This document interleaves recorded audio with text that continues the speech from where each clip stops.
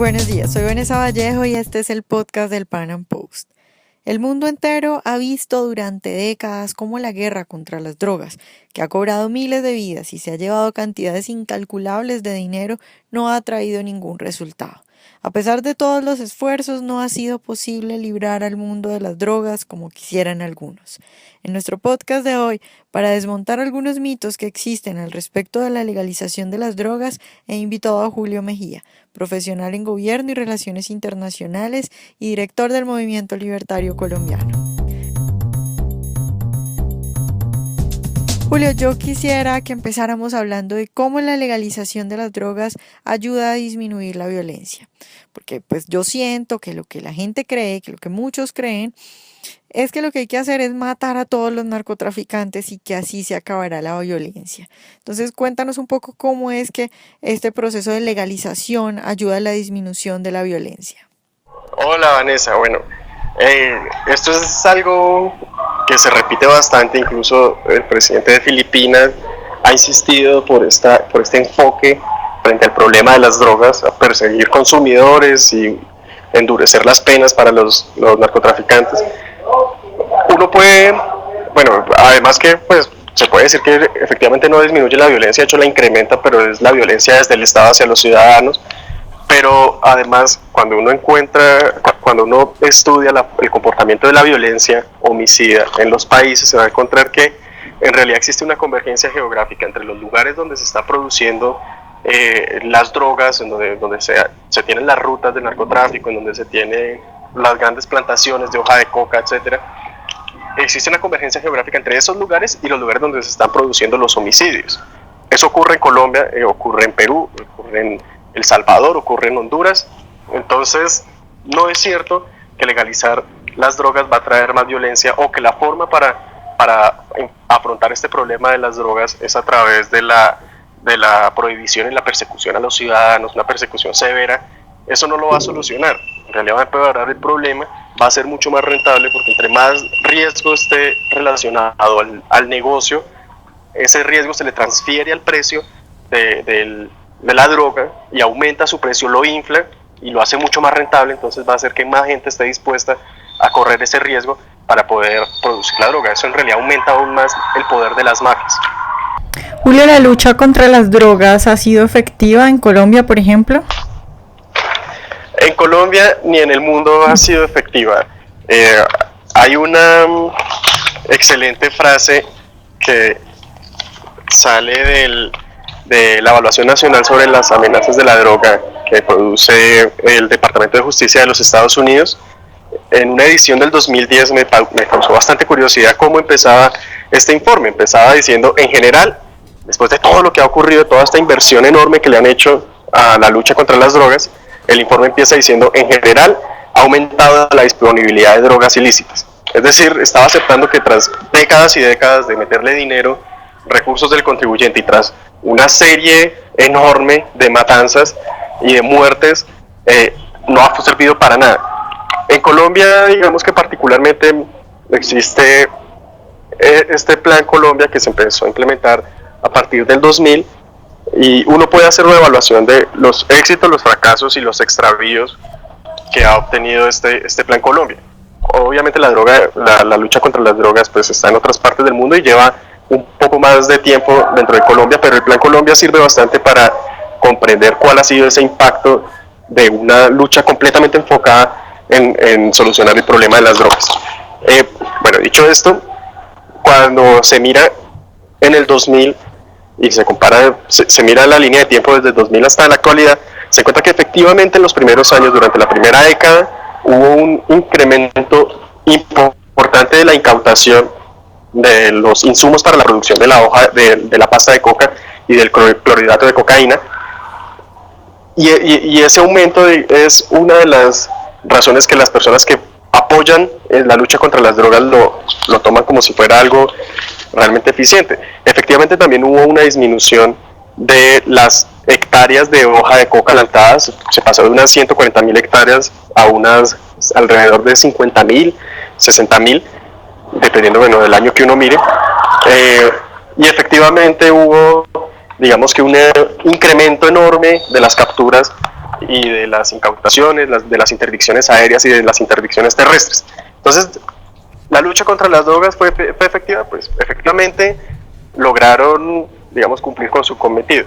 ¿Solucionó el problema? No, porque al cabo de unos años se presentó lo que algunos conocen como o lo que los expertos llaman el efecto balloon o el efecto globo, que es que cuando se presiona el aire de un globo, el aire simplemente se va hacia otro lugar. Eso fue exactamente lo que ocurrió. La producción potencial de cocaína en Colombia empezó a caer rápidamente durante la década del 2000, mientras aumentaba la producción potencial en Perú y en Bolivia. Es decir, el problema no se estaba solucionando. Ya para estos últimos años, el efecto que se ha encontrado, o digamos que lo que ocurrió últimamente, se relata bastante bien en el último informe que sacó en julio la Oficina de Drogas y Delito, contra las Drogas y el Delito de las Naciones Unidas, que encuentra que no solamente han aumentado casi que hasta a los mismos 140.000 hectáreas plantadas, no solamente se ha llegado hasta ese mismo número, después de todas las muertes, de todas las capturas, de todas las personas privadas de la libertad, se llegó a la misma cantidad de hectáreas sembradas, sino que además la siembra ha aumentado su precio, es decir, ahorita es más rentable aún para un campesino ir a sembrar hoja de coca. Entonces ha sido un fracaso rotundo, ese es el fracaso, y el extravío, digamos, que sería todas esas disminuciones de la libertad que en inicio evidentemente no se plantean las personas que promueven la lucha contra las drogas, pero son violaciones enormes a la libertad, no solamente al derecho, de uno decidir sobre su propio cuerpo, sino también a las capturas enormes de personas que simplemente son consumidores y terminan presos porque son atrapados con una dosis personal o incluso una dosis un poco más allá de la persona. Claro, Julio, pues ese es precisamente otro punto, otro de los argumentos que usan, y es que el de que si se legalizan las drogas se va a disparar el consumo. ¿Eso es cierto? Bueno, digamos que desde el punto de vista económico tienen algo de razón en temer eso, y es un miedo entendible. Efectivamente, pues desde la parte económica, cuando baja el precio, es previsible que pueda aumentar el consumo. Ahora, por el lado del productor, lo que ocurre es que al bajar el precio disminuye el número de productores. Ya no estaríamos lidiando con el control que se tiene que tener sobre la cantidad enorme de productores, bandas criminales, carteles, etcétera, que producen actualmente en Colombia, sino que se lidiaría con una cantidad mucho menor porque el precio caería. La experiencia, sin embargo, en países que han legalizado hasta la marihuana u otras drogas suaves, nos indica que efectivamente, que de hecho, al contrario a lo que las personas creen, legalizar las drogas en realidad no aumenta el consumo. Un buen ejemplo es Portugal y Países Bajos. Sí, en un momento la experiencia muestra que hay un pico de consumo, digamos que dentro de toda esta euforia que existe alrededor del nuevo tema que acaba de ser legal, y es seguido inmediatamente por una disminución abrupta del consumo o una estabilización del consumo del momento en que estaba antes de la legalización. Entonces, ese temor hay que perderlo. Aún así, si ese fuera el caso, si efectivamente la legalización de las drogas trajera un aumento en el consumo, yo creo que lo que las personas se tienen que preguntar es si vale la pena continuar con la guerra contra las drogas, si efectivamente para detener el consumo hay que meter preso a la persona que simplemente quiere, no sé, fumar o ingerir o inhalar lo que sea este tipo de drogas. Julio, se dice que se regulan las drogas por la adicción y por el daño que generan. Sin embargo, pues eso es falso. Es decir, hay drogas mucho más adictivas y mortales que la marihuana, por ejemplo, y son legales. Y esto parece que muchos no lo notan. Es decir, sería ridículo que alguien ahora propusiera, por ejemplo, que el alcohol fuera ilegal. Nadie estaría de acuerdo con eso. Sin embargo, pues el alcohol es más peligroso que la marihuana. Y este es un punto del que no se habla, ¿no? Sí, se habla muy poco.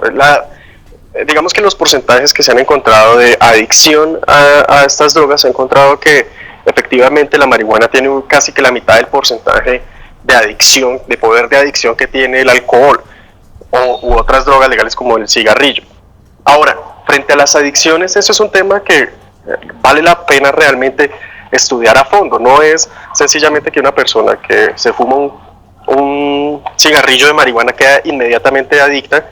Una adicción es un problema bastante grave. No se puede volver adicto hasta el juego, se puede volver adicto al sexo, y no corresponde con la droga, sino con cierto tipo de, digamos que, de características con las que cuenta ese sujeto. Por ejemplo, se ha encontrado que las personas que vienen de un hogar roto, que vienen de, digamos que, de dificultades y de maltrato, tienen un porcentaje muchísimo más elevado de ser adictos o de generar algún tipo de adicción, no solamente a las drogas, sino cualquier otro tipo de actividad.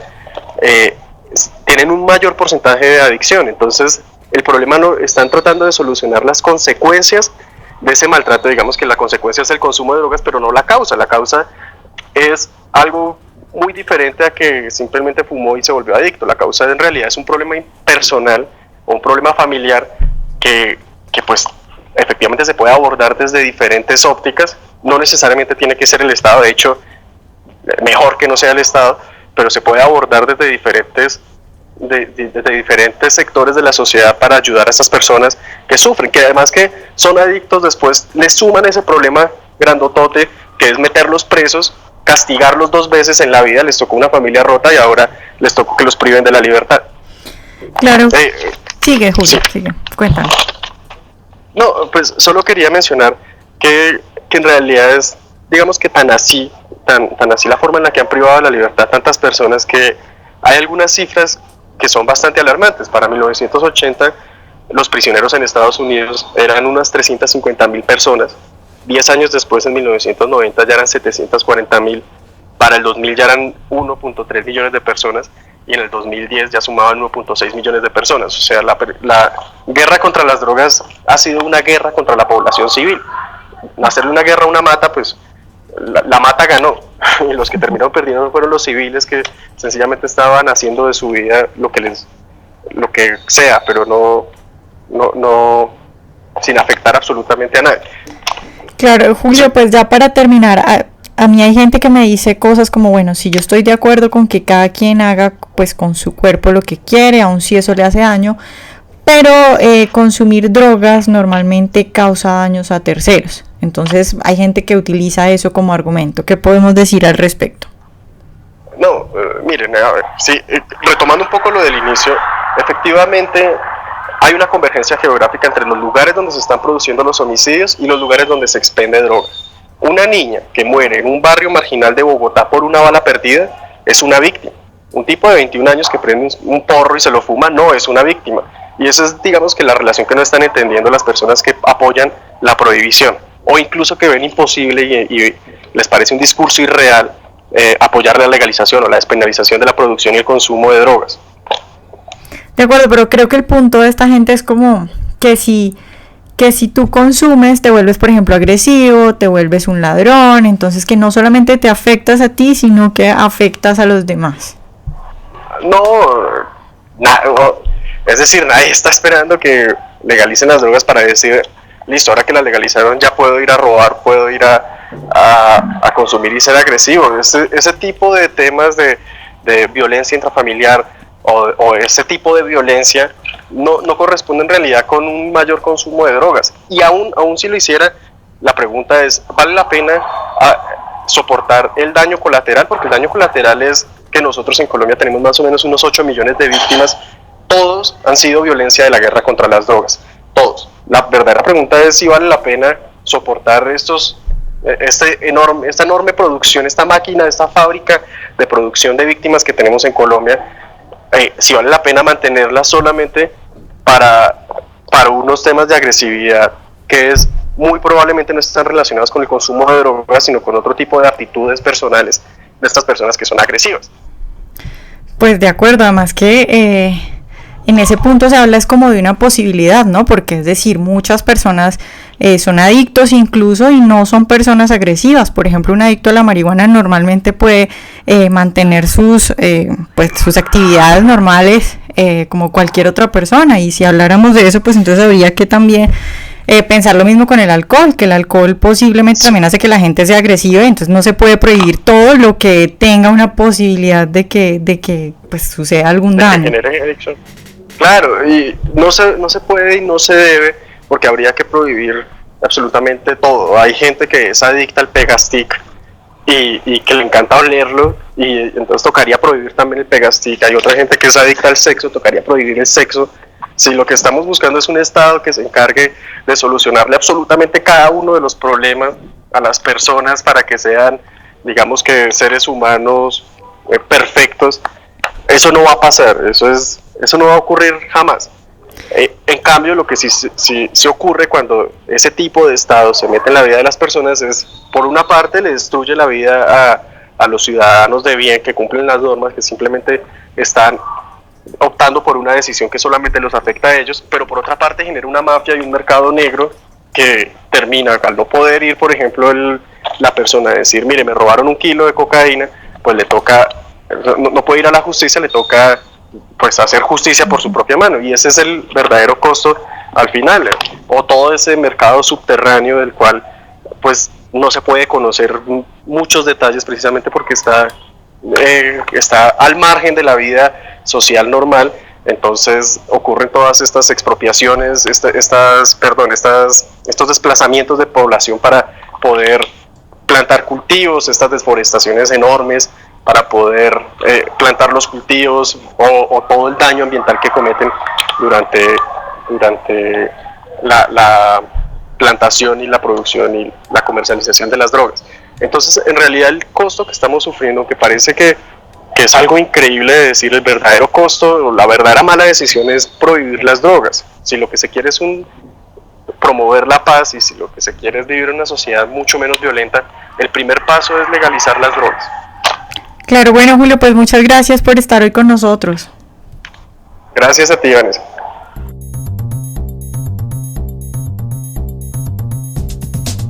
Bueno, yo quisiera resumir la charla que hemos tenido con Julio hoy, diciendo que mientras la demanda de drogas exista, habrá gente dispuesta a ofrecerla. Así lográramos matar a todos los narcotraficantes del mundo, al otro día ya habría alguien dispuesto a satisfacer la demanda que seguiría intacta. Entonces, tanto del punto de vista ético, que hablamos un poco con Julio, cuando decíamos que cada persona debe tener el derecho y la libertad de hacer con su vida lo que quiera, como desde el punto de vista utilitarista, considerando los resultados, pues la apuesta debe ser por la legalización. Esa es la solución, ese es el camino. Espero que hayan disfrutado nuestra entrevista de hoy. Nos vemos en una próxima emisión y recuerden seguirnos en nuestro canal de YouTube.